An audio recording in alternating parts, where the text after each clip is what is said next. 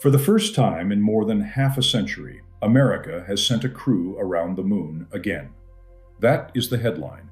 It is a glorious headline. It is also a deceptive one, because the real story is larger than nostalgia, larger than rockets, and larger than the usual line about inspiring the next generation, which is a phrase so overused it now sounds like it was printed on a cereal box in 2007. What happened with Artemis 2 matters because it marks the return of the United States to the great game of lunar power. For years, people treated the moon like a museum exhibit. It was something your grandfather pointed at while telling you where America used to have standards. It was a memory, a symbol, a chapter in a history book.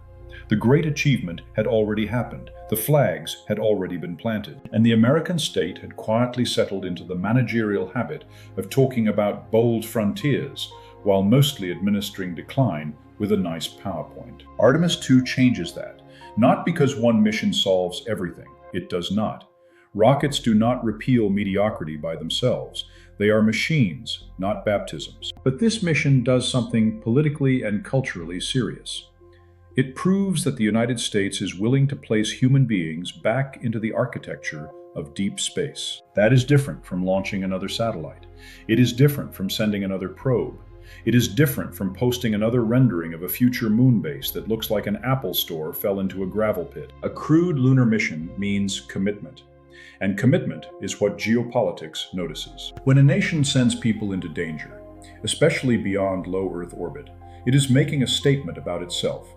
It is saying that this terrain matters. It is saying that prestige matters. It is saying that capability matters. It is saying in the old language of civilization that it still intends to build. That is why Artemis 2 matters.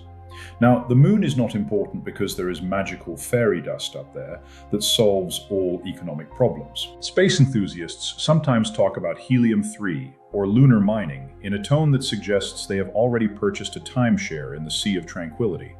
Slow down. The strategic importance of the moon begins somewhere more grounded. It begins with position. The moon is the next high ground. High ground has always mattered in military and political history. Castles went on hills for a reason. Ports mattered for a reason. Rail choke points mattered for a reason. Orbital and cislunar infrastructure will matter for the same reason. Whoever develops the routes, the habits, the routines, and the networks will shape the next phase of space power. That contest is already underway. China has been very open about its lunar ambitions. It wants a crewed landing. It wants a long-term presence. It wants to build international partnerships around its own vision of lunar order.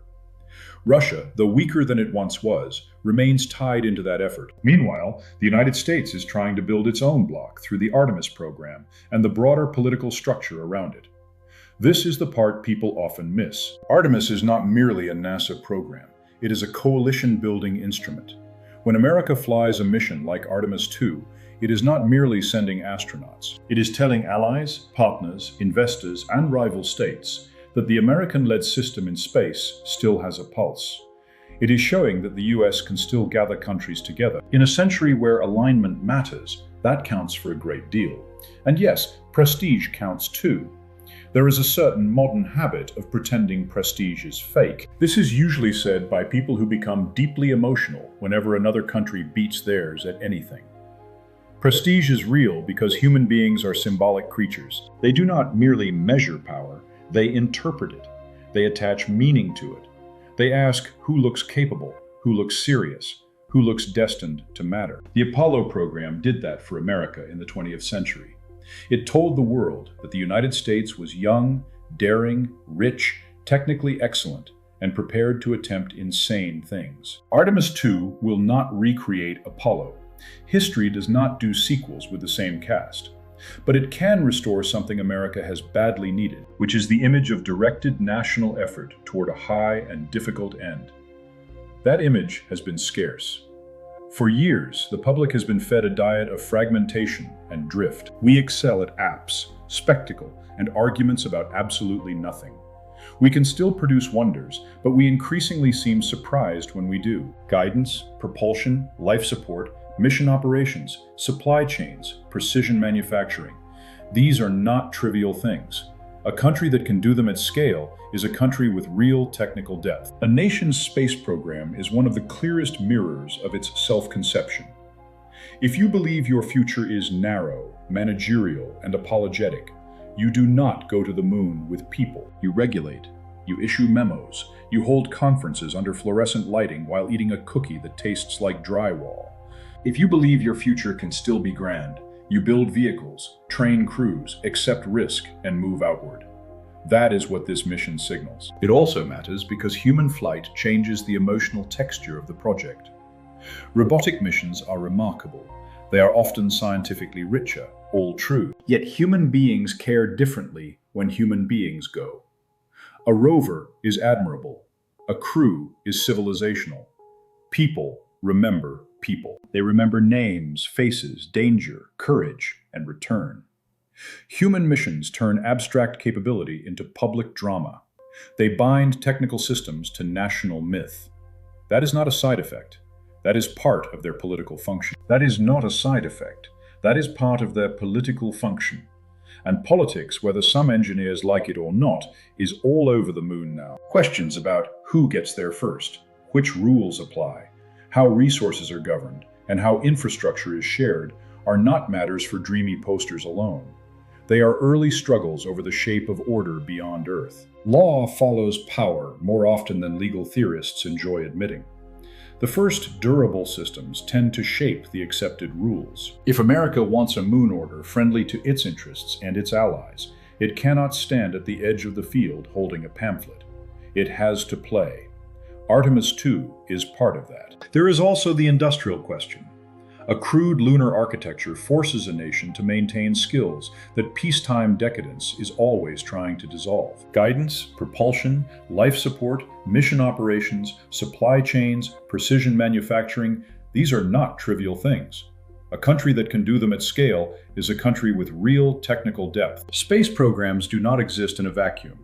They spill outward into defense, manufacturing, education, and national confidence.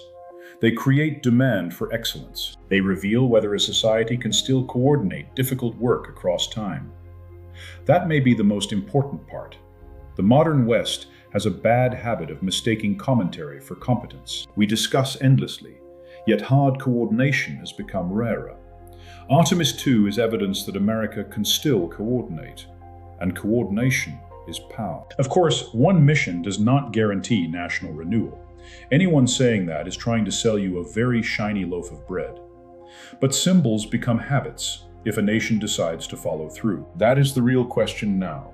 Will Artemis II be treated as a spectacle, a touching tribute to a vanished age, one more round of patriotic content? Or will it be treated as the opening move in a larger effort to secure the moon, organize allies, build industry, and restore the American taste for high achievement? That choice matters more than the launch itself.